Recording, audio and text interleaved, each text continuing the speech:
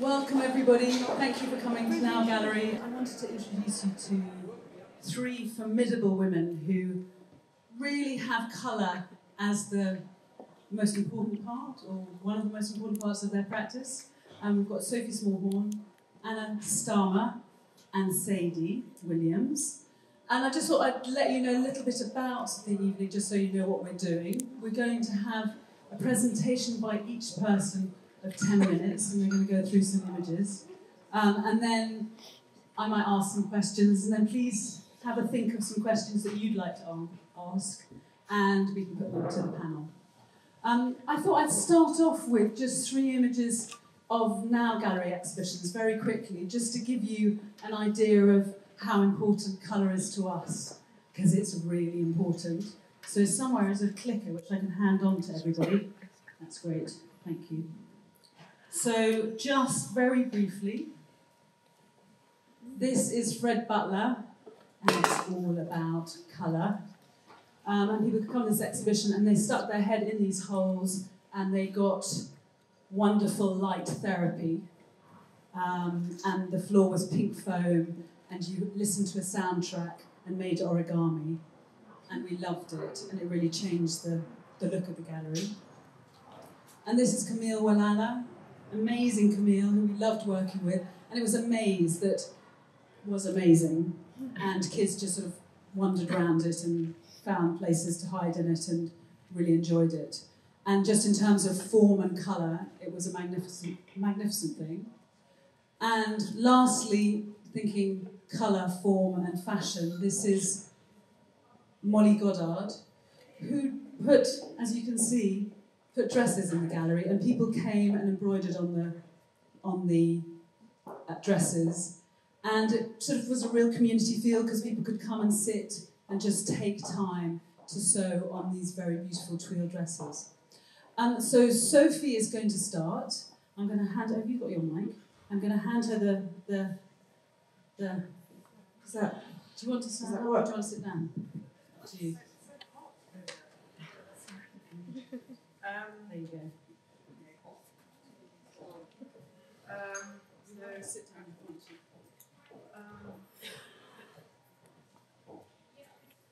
want to. Does that work? Okay. So, hello. So, when Jemima asked us to do this, she said a number of sort of bullet points to sort of consider talking about. So I've sort of slightly based what I'm going to talk about around those. And the first question was the importance of colour in your work. So for me, my work is just all about colour, and that is the most important thing. And I've started with this because it is a sort of way in which I sort of record sort of groups and families of colour for sort of reference. But basically, I make small, sculptural pieces. I'm going to go through a series of pieces of work, and they sort of grow in scale and sort of size of project. But fundamentally, I make sculptural pieces that are all about colour, and I make. I look at the sculptural pieces as sort of vehicles to hold colour. So one of the other points Jemima asked was what comes first, the form or the colour? So for me, I make the forms to hold the colour. So for me, the point is to put together a number of elements of which there are enough to create enough of a conversation and enough of a diversity in the palette, basically. So these are, most of my work is wall-mounted. It's always quite graphic, sort of hard edge, solid colour, quite architectural, just moving through. I'm quite interested in sort of colour groups and sort of colour families, and working with very close colours. I sort of see colour in terms of weight and volume, less when I'm putting colours together. So for me, it's often about the sort of the volume that the colour emits, and that's how I sort of bring about palettes. Because if one's shouting louder, or it's then another needs to shout less. And it's about sort of often bringing about a palette of colours where not all the colours are sort of comfortable and easy, and some are actually quite sort of ugly and less comfortable. So it's about sort of balance of that. So just moving through, these are all sort of smaller sculptural pieces, all pieces. This is a sort of obviously a large piece, but always the same principle. I work obviously with very sort of simple forms, but often the spaces in between are sort of as important as the actual forms. Here, the sort of space in the middle of the circle is, to me, almost as important as the actual colouring. This is a sort of an entire sort of atrium installation where this piece sort of surrounds you as you go up the stairwell.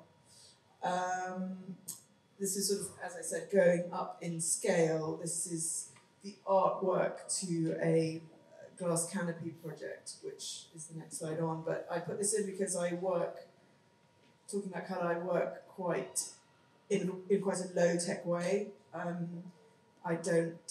like to remain as connected to the original colours as possible. So that the canopy is a screen-printed glass frit. So the original artwork was conceived out of theatrical coloured lighting gels on acetate, and the two canopies overlap and create a sort of secondary colour as the two colours meet. So again, moving up in scale, this is one of the first projects where I sort of was able to sort of leap in scale. But again, it's still about a conversation of colours. I always think this is a bit like a sort of cocktail party with sort of some polite guests and some less polite guests, and it's sort of coming together of all those elements that create a sort of palette that sort of works and a sort of story that works. So one of the other points that Jemima asked about was working with brands, which I've been fortunate enough to do quite a bit, and I really enjoy doing. This was the first project I ever did with a brand, which was a big project for Comme des Garçons in sort of over 20 years ago, which was in their outside their sort of main store in Tokyo, and it was the first opportunity where I was asked to sort of really scale a piece up. This is reds are my sort of comfort zone of colours. I have sort of more comfortable areas that I like to sort of sit in, and reds are my most comfortable. So again, moving up in scale and working with brands. This was a big project I did for the Olympics, where I was asked to address what was then an entirely monochrome structure with a spectrum of colours, while working with the 2012 brand colours, which were 4 colours. So what I did was, the wrap was an existing form, which is what is wrapping the entire building, and each blade was a different colour opportunity, basically, a different mode by which to hold colour. And so I devised a spectrum of 52 colours that changed every 6 blades of wrap. And then I anchored the brand colours sort of symmetrically throughout the building. And sort of, when I'm given a sort of brand colour that's difficult, what I try and do slightly is create a wide enough spectrum to sort of lose the brand colour, which is slightly what I did with this project. But so that's a model of how the stripped back how the wrap actually looked in its purest form. And every one of those wrap blades was a sort of entrance to the building, and then the colour story bled into the building as you went in. The same colours were reflected on glass balustrades. And this is another recent project I did for Beats, which is a more recent sort of colour piece. This is an ongoing collaboration I do with a Scottish cashmere mill, where they ask me to make sort of statement pieces, often for big sort of shows, out of their product, and they have an amazing spectrum of colours that they work with and supply me with. So it's not a chore and very nice to work with. So this is one of the first sort of big installations I did, and each one of those is made out of one of their cashmere pieces. This is a project I did last year for COS, which was to do 5 window installations for 5 stores sort of worldwide. A very nice project, a nice brand to work with a very nice sort of palette that was very workable. What they presented me was their sort of core colour group for that season, and I sort of made sort of colour stories from that. But this is quite an easy palette to work with. And this, again, going back to my sort of low-tech ways, this is how I sort of got the job, really. This is what I sort of presented with them as my intention. And this is one of the pieces that was in Seoul in the window. And I don't know how, have I raced through that, Jemima? Have I got lots of time? No. This is the last piece I was going to show you, which I thought was a good one to end on, and this is a project that I set myself every 5 years, and in terms of colour, which obviously is the focus of this, I thought it was interesting because it's a self-initiated project where I set myself the task of creating 100 prints, 100 single prints, and it's an opportunity to play very freely with colour, and it's sort of something that I really enjoy, and I can make. The idea being that you don't really throw much away, and that you work and play and make something of your mistakes, and it puts a lot of sort of colour fuel in the tank. And I spend the next few years sort of working from that body of work, and then I'll do again in a few years' time. So I thought this was a good one to end on because for me, it's a good opportunity to sort of get back to the roots of what I do and play very freely with colour.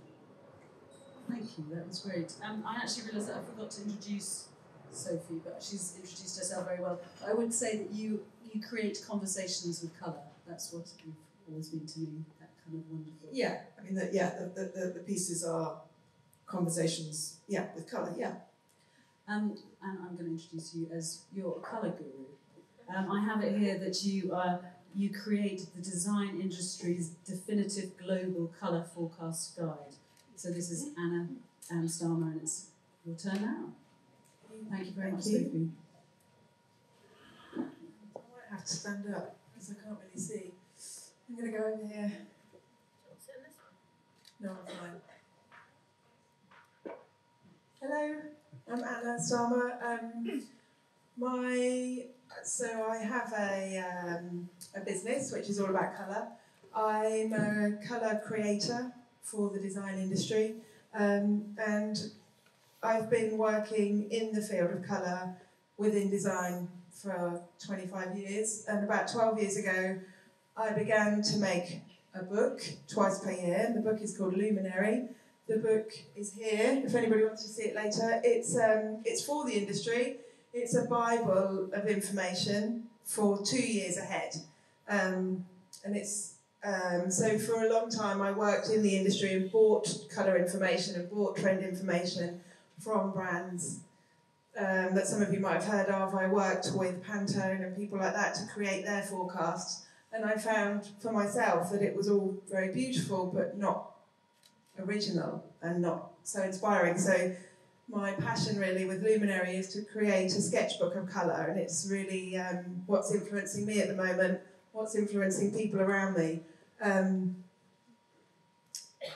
So I make a book twice per year, and I've developed a library of colour swatches. I work with a technical dyer, and I provide, each book has 60 colours in the book. They're like Pantone swatches, but they're Luminary swatches, and I've now got over 1,000 colours in my swatch library, so the industry can order luminary colour swatches just as they order a Pantone swatch.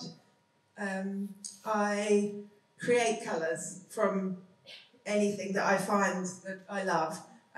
So my dye house have been sent all sorts of different things over the years to match, to create the colour swatches. But I'm a real collector of colour. I'm constantly collecting things. And this would be the beginning of the process for me. This is the British Colour Council, which I'm a member of, and we meet twice per year, and we look at colours for the season 2 years ahead. And then I'll take this information and decipher it into the stories that I love.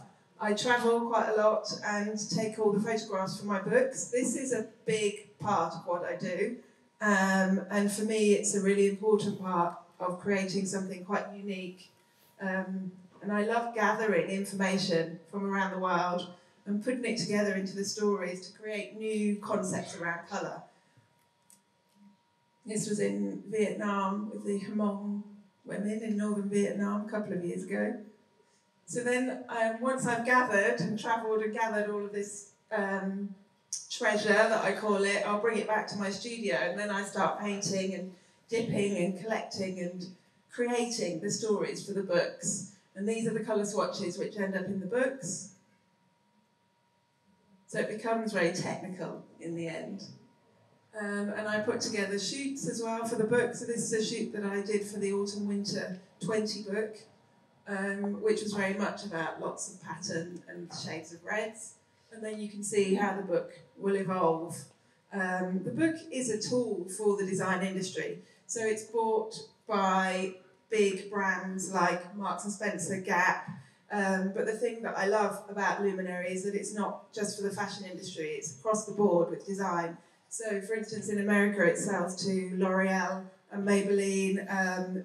It sells to Godiva chocolates and Hanes Sportswear, Anthropology. It's really interesting how it sort of spans across so many different industries. But for me, it's because it's purely about colour, and it's purely about ideas with colour.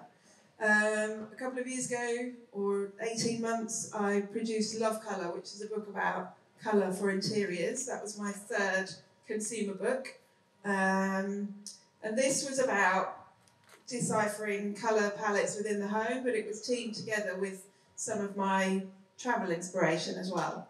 And these are some of the homes that I photographed for the book, and I love to put it alongside sort of proportions and colour palettes and some of the travel inspiration that comes through from the book as well.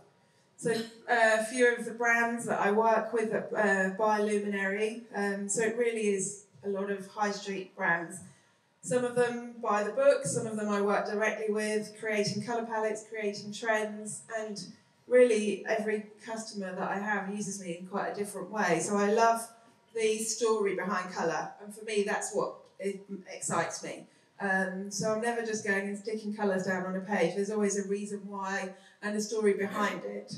So whether it's about different nuances and shades and different surfaces, I love to put the images and the ideas all together when thinking about what the colour is going to be.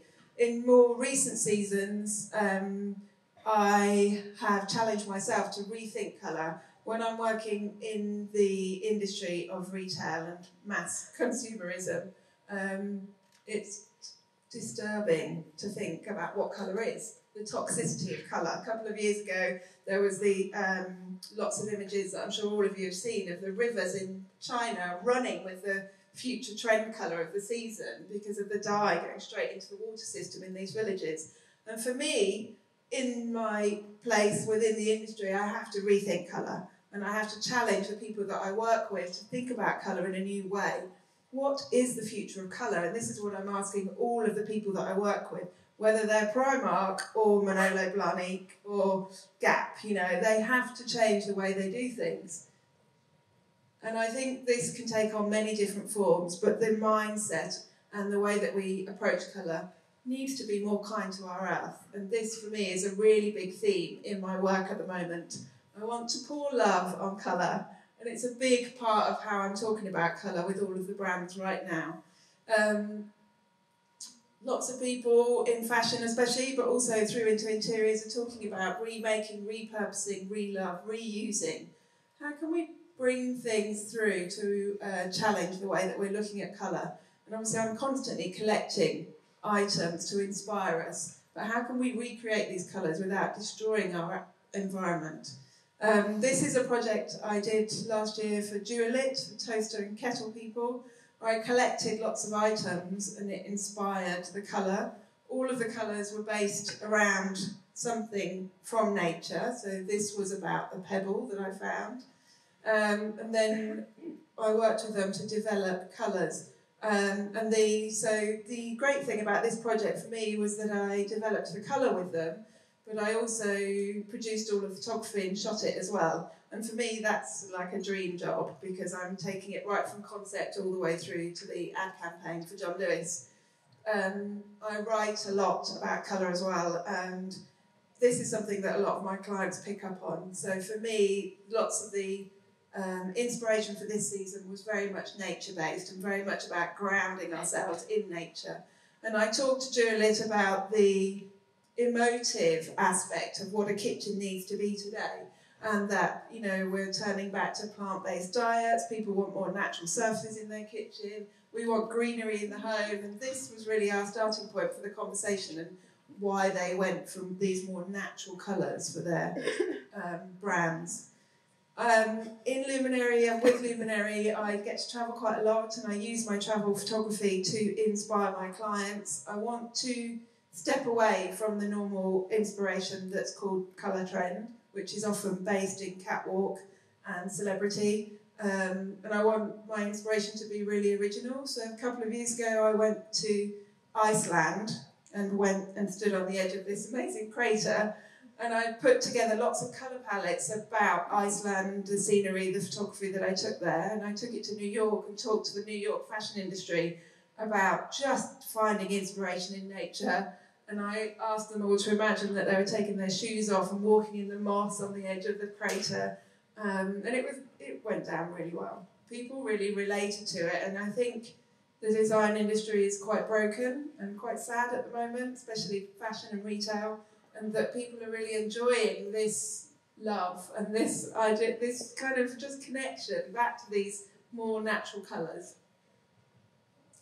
For spring summer, I talked a lot about nature, and plant-based is obviously a term that we're becoming very used to within our food at the moment, but I sort of challenged the design industry with the concept of what if design became plant-based, what if all of our colours were plant-based? I worked with a girl in Sussex who is a natural dyer, and we collected weeds from the hedgerow and made them into dyes and then dyed wool, and some of the wool ended up into my books. But I love the idea that we could just gather colours from hedgerows and create them.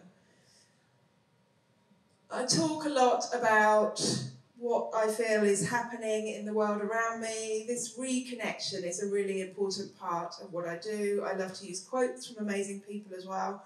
Adopt the pace of nature, her secret is patience. And for me, I'm loving the fact that even Preen on the right, you know, they're photographing their campaign in a beautiful greenhouse. What if all ingredients were made from something completely natural? And what if everything we had in our lives was natural and no longer from things that were destroying the planet? I look a lot at materials as well. Each of these elements here are all made from mycelium or fungus. The packaging in the middle for the candle from Heckles, for instance, is a natural grown mycelium, and once you've taken your candle out, you can compost the packaging in your garden. This inspires me, this drives my love of colour as well. This is a group of people called the Department of Seaweed, who are making beautiful fabrics out of seaweed. I love the idea that materials can drive our colour choices and drive new ideas about colour. You know, what can we do with all the waste? How can we repurpose that into new colours? So this is a brand in Brooklyn that are collecting all this waste and making new products out of them. In the centre, recycled shirts, and on the right, just painted a t-shirt with my daughter. The era we're living in is being called the Anthropocene, which is the first era in the existence of humans where it's human beings that are now destroying the planet. But I love this statement from Dilys Williams that turns it on its head, that the Anthropocene can present us with an opportunity to make the ultimate fashion statement.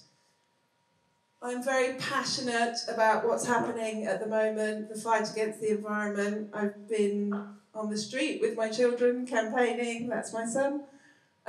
This also influences my colour choices. This drives me. This is part of my luminary book. This is what's happening around me, and I think the brands I work with need to pour love again on what they're doing. We want to see more love in the industry. It's broken. I think, you know, lots of people are talking about the fashion industry, and some of these statements are quite scary. I'm just going to mention a couple of them that are up here. But Burberry, for instance, waste 7 tons of leather each month. But there is a great brand that's turning some of that leather into new accessories, which is amazing. Polyester takes 200 years to biodegrade. I mean, these phrases are not made up, they're real. We need to change. This is a fashion emergency. But what you choose to buy, wear, make, eat, drive, represents your fundamental connection to the earth. I love the fact that the colours that we choose can represent what we really believe in. That colour is now becoming a political statement or an ethical statement. It's a move towards climate change. Be the change you want to see and buy brands that are making the changes. And I'm going to leave you with a phrase that I just love, and it's from Mary Oliver, the poet. Tell me, what is it you plan to do with your one wild and precious life? Because for me, the choices that we make will drive the changes in our industry that we need to see. So be part of it.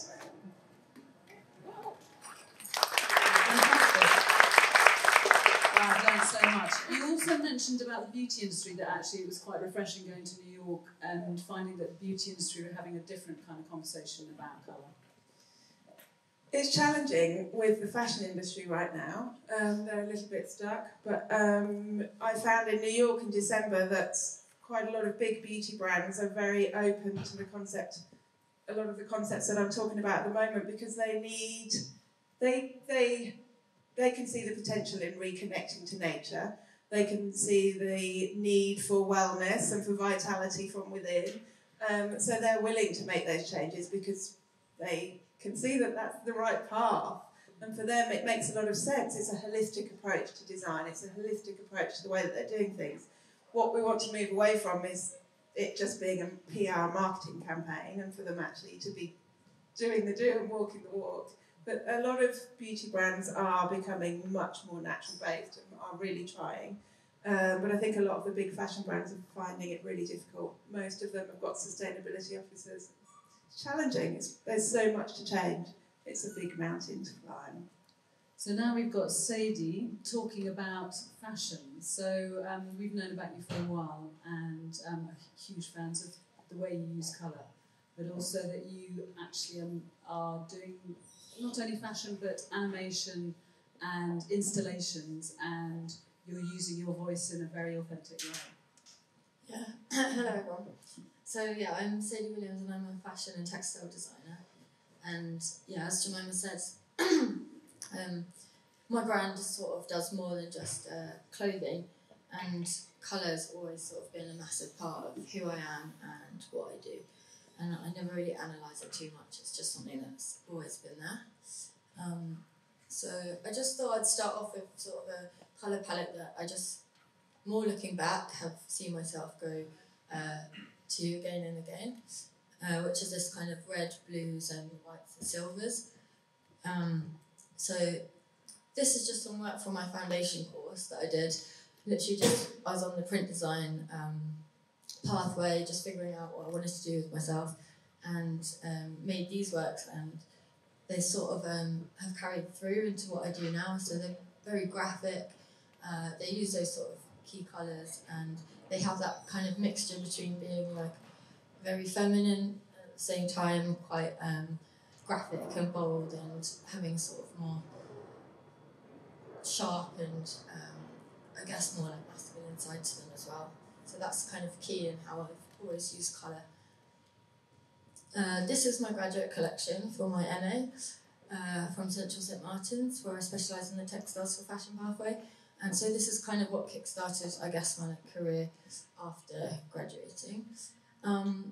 For this one, I'd done so much work on my MA, like so much work, and learned a lot from my mistakes, and it was more about identifying my strengths, and I felt almost like I could do anything for my graduate collection. And one of the best things I did was probably really strip it back and gave myself really tight rules on how many colours I could use. So yeah, I just sort of kept with the red, the blue, the silver and the black, and that was pretty much it. So yeah, you can see how I've used it there. Again, it's bringing in that kind of feminine idea with these sort of like long, elegant gowns, but then mixing it with that very like sporty edge, which was inspired by bikers, basically. So yeah, I always sort of go back to sportswear. I'm always someone in my personal style anyway, and since I was a kid, I've worn sort of tracksuits, but also loved wearing a dress. So that's very much who I am, and it comes through in the colours that I use. So yeah, these are just like vintage dresses and old Japanese glittery bikes and things like that, vintage Harley Davidson wear, so sort of taking that inspiration. This is a print which I use in development for my MA, so it's like hand collage. So it's that mixture of being craft through hand collaging, but at the same time keeping it very like patterned and repetitive, and there's quite a lot of structure to it at the same time. So again, that the chevrons from the sportswear kind of inspired this. But just showing, like, I also like to strip the colour away completely sometimes and just rely on texture. This is probably why metallics have been such like a big thing for me. I love sparkly stuff anyway. I'm magpie, but yeah, it just was a way of like playing with form, but without focusing too much on colour palettes, I guess. So that's like a technique that I invented of embossed textiles.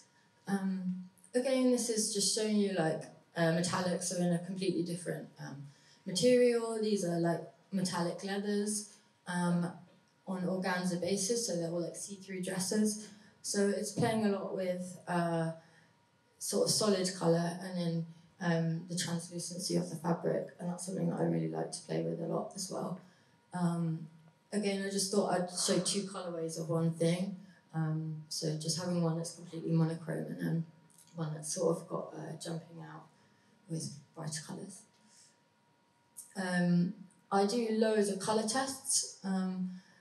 These photos on the left, that's literally from when I was like first started working after graduating, literally from my bedroom, studio, and just I have my own heat press, and I work a lot with heat transfer papers, which are like those little bits in the middle of the slide. So they print out in all different colours, and I've put up different like colour bases just to see how they all print out, and then I'll have them to refer to, almost like how you have your luminary style Pantone books. It's like my version that I will do like each project or season. And then that's just showing you the project that I was working on in my bedroom with that and other stories, where I made a capsule collection, so you can really see the colours that are coming through from my tests. Then, I don't just do that colour palette all the time. I also really do love colour a lot. So these ones on the left are from my GCSE project, actually. So that's my final GCSE, and that's like lino prints. Yeah, basically layering up colours in different ways. So I made those when I was like 16. And on the right, they're like kind of doodles and sketches and watercolours and inks and felt tips I did when I was 18. So it's definitely something that's always been with me that I've loved just playing with. Another thing that I wanted to touch on that's like been a key inspiration of mine is looking at like Amish quilts. So they're all on the left. I think I first saw them when I was like 16. My mum's here, and she took me to the American Museum in Bath, and I remember seeing like these graphic quilts for the first time, and they really struck a chord with me, and just ever since I've sort of carried through that just a love for them. I just love how they're so simple and bold, but at the same time, they look so modern, and at the same time as that, they still look quite crafted and homemade as well. So they're all sort of values that I have in my brand. The one on the right is just me collaging together, like when I mood board things. So it's got like a Frank Stella artwork and then some pattern work from an old Italian book. So again, it's just that magpie thing. So this is one of my set designs for London Fashion Week presentation, and again, it's like really sparkly. It was all on lurex bases. I think we had like 13 different colours of lurex bases, and digitally designing various different like tiles, which were inspired a lot by those Amish quilts, but then updating them and sort of putting in other references in there too. So that was like a really fun way for me to create a total environment with my work and colour. And it completely complemented the collection of that season, which had these really strong hues. So the pictures from London Fashion Week. This was a project that I did for Barbie, which was actually so much fun.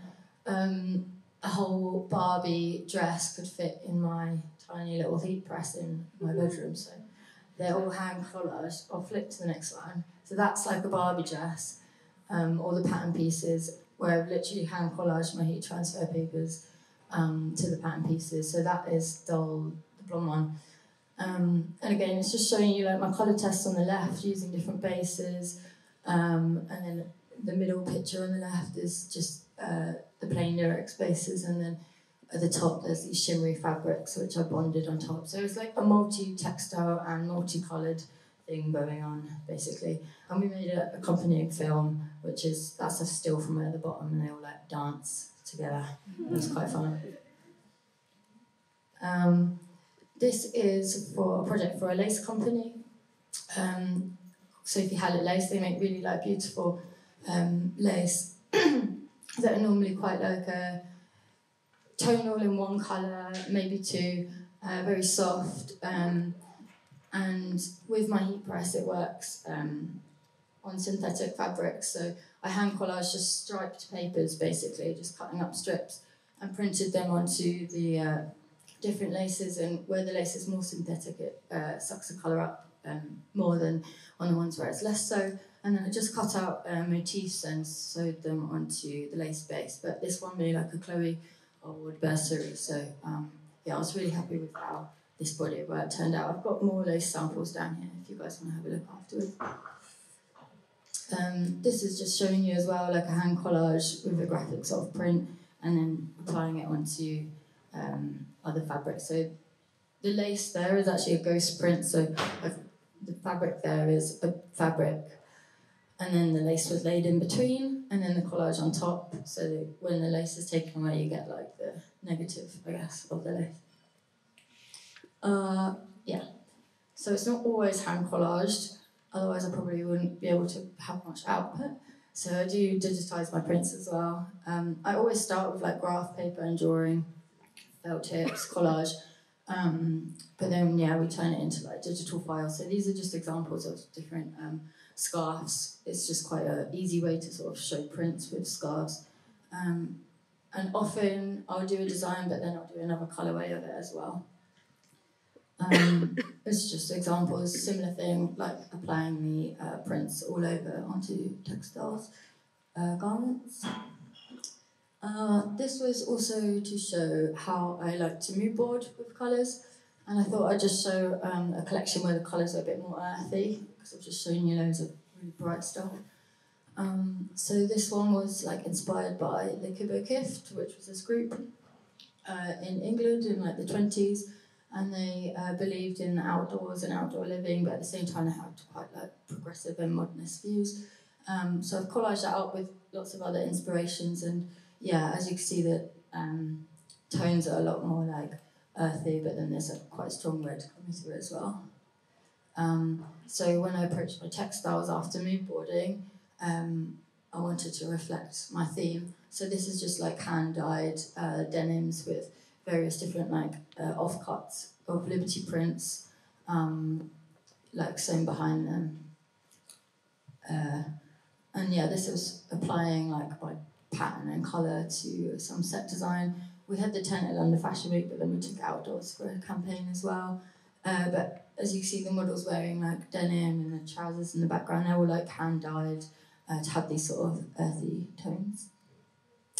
This is working with my best friend Poppy Kane. She's a stylist. She's a fashion director at Vogue now, but when she was starting out and I was starting out, we used to work together, and she would be doing a photo shoot and then sort of show me her mood boards, and then I'd make a piece to sort of go with them and yeah, get press basically for making a one-off piece. So this dress was in ID magazine, like on the left, and it was the first time I've actually like not been allowed to use colour.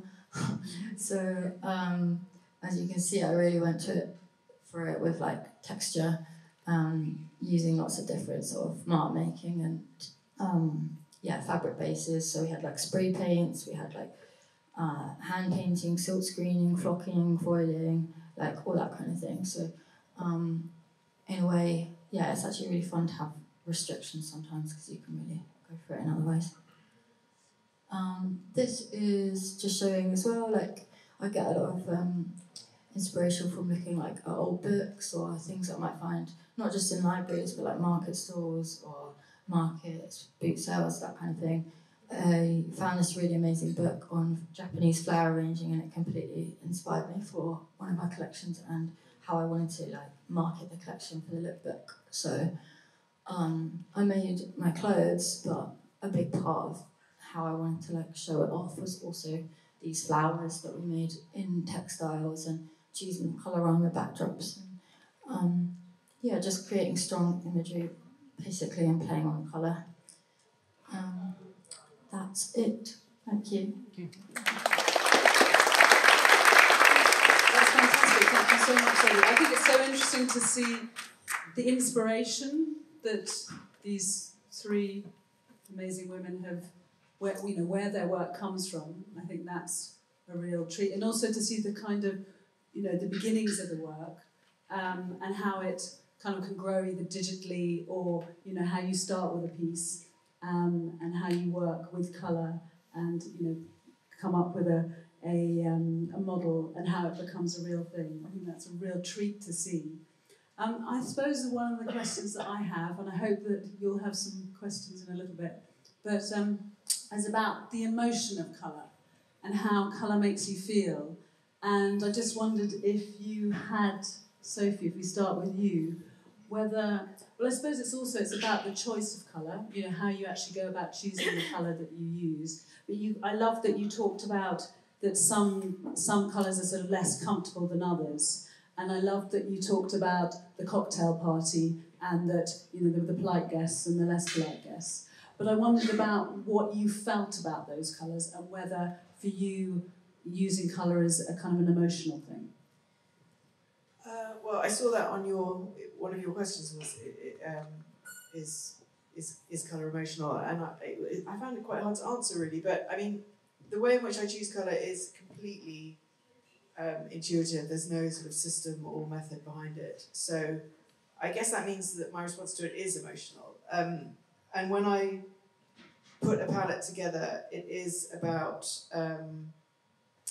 a combination of, like I said, easy and less easy colours. And often a client will say to me, they'll commission something and they'll say, but I don't want an orange in it, or I don't want this colour in it. And you have to explain, and sometimes they might find it difficult to understand that for me a piece of work, if you take all the colours apart, there might be many colours in it that are completely sort of that are ugly and sort of in theory unacceptable, but it's the coming together of the entire palette within a piece that makes the piece work. But then is it about relationships between colours, so that it's how colours feel about each other? Yeah, it's about how colours work together and don't work together in one piece. And it's the balance of them sitting at ease with each other and less at ease. Because if it's all too easy, it's all a bit pleasant. You've got to get some cheeky... A little bit of discomfort. Makes the comfort feel better. Yeah. That makes sense. Any thoughts about emotion over there? Yeah, I think it definitely is a feeling thing when I'm designing colourways. I can spend ages playing with the tiniest thing that, I don't know, if someone was looking over my shoulder, they might be like, oh, come on, it's done. But it's like, yeah, a lot of tweaking, and it's very like about intuition and how you're feeling and what sits right and things like that, definitely. Yeah. Do you think your choice in kind of red, blue and the sort of first... Silvers and... Yeah. Is that because they make you feel a particular way? I mean, that those colours do something for you. I really enjoy them together. Like even this dress, it's sort of a play on that, and I like that kind of thing where you can. There's kind of like my safe colours, I guess. I do just really love them, but then I like tweaking them a bit. Like when I did that and other stories, I added in pink and cyan, which I didn't have in my normal collection, my graduate collection. You know, so often I like riff on them in a way that maybe it just satisfies me because it's slightly different to me, but it's got that sense of intuition and feeling to it for sure. I like the idea of riffing on colour. That's a good. Any thoughts? I wondered whether you're aware of the power of colour. You know, that yellow makes you feel good and grey makes you feel bad and blue makes you feel blue, and you know whether there was any. There is obviously a lot of people that talk about that, and that certain colours have a particular type of emotion attached to them. I would like to say that for me it's very personal, and everybody has a different way of seeing colour, and everybody reacts to colour in such a different way.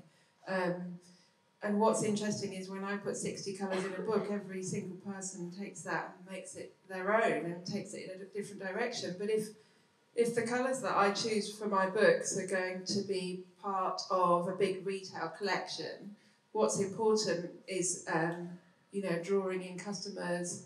There was an old adage that was called the red shoe, and it was that we would make one pair of red shoes in amongst 100 pairs of black and grey shoes, and everybody would come over and look at the red shoe because it was exciting, but nobody actually would buy the red shoes. They'd always still go away with their black shoes. I like the idea that I want to bring more colour and more vibrancy and more optimism into the brands that I'm working with. And I think especially right now, there's a lot of doom and gloom around us in the world and in the industry for a lot of people. And I still want to find optimism and use colour to make it feel better, make you feel better, make the customer feel better, and make you want to kind of just to bring some joy into our lives. Colour can really have such a positive effect. And I know personally that sometimes I don't want to wear bright colours. Sometimes I just do want to wear dark colours and sort of just kind of hide away, and then it's very, very... It changes all the time, doesn't it? So I do think it's absolutely emotive for me personally, but also I have to kind of think about how other people are going to react to those colours. I want it to be very personal. That's great. Now, who has a question out there? Come on, someone put your hand up. Oh, brilliant. Thanks. I often feel that intuition about colour is seeded when you are quite young and in your kind of formative years. I wondered if you have any memories of anything that kind of really shaped how you see colour. Well, my mum was a textile designer, so I was brought up around quite a lot of colour. And I also went to a Montessori school, which my parents were very into the whole sort of Montessori system. And I do think that, I don't know if anyone knows anything about Montessori, but it is a particular aesthetic. It's a very particular aesthetic. And it's actually quite a particular palette in its core group of apparatus. And I do think that has actually fed into my work and my aesthetic quite considerably. So, I mean, yeah, I was brought up by designers and there was always colour around and pens on the table. So, yeah, colour's been there from an early age for me, luckily. Yeah, so my mum also works in, like, does lots with textiles, so been brought up going to the fabric shops in Shepherd's Bush, and I live quite near Portobello Market, so I always used to go there when I was a kid, so definitely a lot of colour around in that way. And I guess with those sort of sporty colours, I've always loved sportswear and sporty clothes and been quite tomboyish at the same time, it's quite feminine, so I'm sure that feeds into that as well.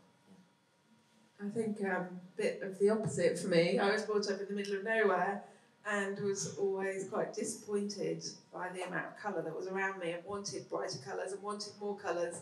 And there was only really the co-op to go and buy things from, but which didn't do it for me. So I spent quite a lot of time with my best friend Heather going to jumble sales and buying big dustbin liners of anything we could get our hands on and taking them all home and cutting them up and making our own crazy clothes. My dad used to say things like, "You're not really going out in that, are you?" But I think it was all that, for me, drove this invention of colour and recreation and creating something new out of, and creating something that you had a desire to see but couldn't find it. I suppose I also was thinking in relation sort of to that, that there seems to be an underlying thought about craft. And it seems that it's not only about craft that is made, but it's also about kind of a materiality that you may be dealing with wood, but it's also about the texture of the wood, and actually there is a really important, that it's not just about the colour, it's also about what it feels like. Yeah, it's often about the colour and the opacity of it, or the transparency of it, or the coming together of two transparent colours to create another colour. So, there's a lot of process behind it, which brings interest to the colour. Yeah, and I use a particular paint that's sort of super saturated, and when I paint my work, the sort of sculpture pieces, it's about a sort of non-painterly surface, so it's really as about the colour as it can be. So there's not a texture in it that's another element. It's sort of the truest form that the colour can be, which is, I think, also one of the reasons why I work in a very low-tech way and as much as possible would, collage a presentation as opposed to do something digital, because I have to, apart from that, I'm a bit of a half-wit repeater, but I like to remain as connected as possible to the actual pigment and saturation of the colour. So, yeah. I think similar with what I do in a way, because I'm creating the colour swatch, which has to be a very flat technical surface, because it's being used by so many different end uses. It might be being matched for fabric, or for paper, for packaging, or for walls for paint, or for, it can be into so many different end uses. But that's when the photography and the creation of image next to the colours becomes so important, because all colours look so different on so many different surfaces, and putting together matte and shine and creating still lives of objects which sit alongside the colour palettes is what I found that my customers really love, because it actually brings life into the colours, the flat colours. So I suppose I was really interested in the Dulit project, and how it is that you can get, you can have the very clearest idea of what the colour is going to be, and how does that translate into something which is an object, which obviously they're having to create that enamel in a factory, which might not be what you're exactly hoping for. So when we started the project, I took a huge amount of objects into their offices and filled their very corporate conference table with lots of things that I'd found. Objects from flea markets or old vintage plates, bits of fabric, and we sort of trawled through all of these objects, and it was a brilliant exercise, because they'd never worked really with a designer before, and they needed to see something with the colour on it in order for them to get the idea. So one of the pink colourways came from a pair of vintage ceramic porcelain doll's legs, but the surface was so similar to the enamel that goes onto their product that they immediately got the idea. The next stage was really tricky, because then it had to go into the factory and they had to create the powder for the enamel coating, And it became actually something that was incredibly difficult. And in the end, I had to go in with a Pantone swatch. They couldn't actually match it to the object that I'd found. They needed a flat colour as well alongside it that we all agreed on. But it's definitely, with everything that I do, with my books or with client work, there's so much toing and froing. Everybody sees colour differently, slightly. And, you know, where you live in England, some days it's so dark you can hardly see things and you're having to take them outside and look at them in the daylight and bring them back in. So lots and lots of toing and froing and real attention to detail with colour creation for a brand. Yeah, I think I'm similar. Like, I always like to have hard, you know, actual things and do all those tests and test all my colours on different bases that I'm using. For me, a lot of it is about texture as well, like what the surface that is going on, how that feels and how it looks and how it looks. Often if I'm doing a collection, obviously it's like a collection of clothes, so I have to think of what knitwear am I going to have or what outerwear, so I've got to have different weights of fabrics and things like that. So a lot of it is putting together sort of not just a colour story but a texture story as well. So I have sort of boards with lots of different cut-out swatches all together and rearrange them, or what look should have that balanced against that, and yeah, it becomes almost like a puzzle, but it's fun. No, I think but it also, I imagine it's that, you know, if you have an organza or if you, I don't know anything about materials, but a colour is going to react differently on organza to another material, please. You know, whatever Yeah. it's twill or, you know, it's going to look different, isn't it? Definitely. When you work for a brand like Marks and Spencer, they want every element of the garment to be exactly the same colour. So I worked in the lingerie department with M&S for a long time on colour.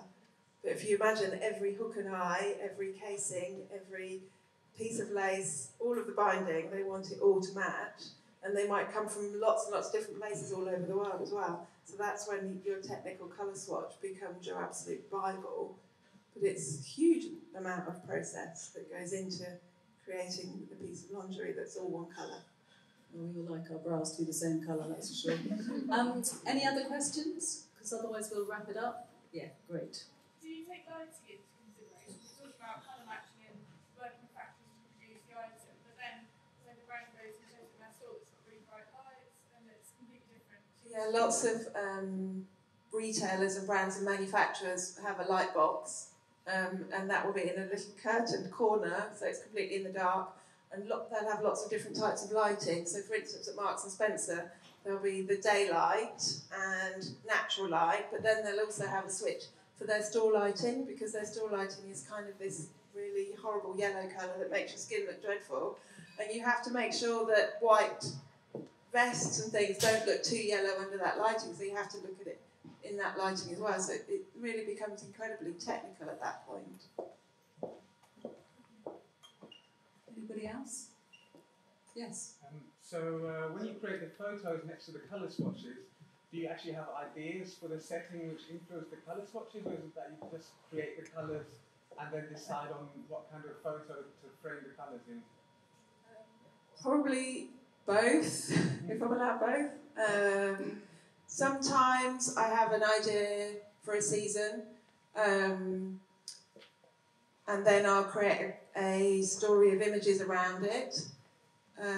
This season I wanted to do something about surface and texture for my new book for Autumn Winter 21, which is coming out in 2 weeks. And I wanted to do something which had a sort of spongy jelly kind of quality to it. And so I actually created lots of jellies at home and used lots of different weird things to colour them, and created striped jellies and put salt and all sorts of things into it to give it texture, and then photographed all the jellies and photographed sort of things sticking into the jellies and bouncing off them. And then I didn't know what the colours were going to look like when they were set, so that I then actually matched my colours back to the jelly that I'd made. That was a very sort of creative one-off project.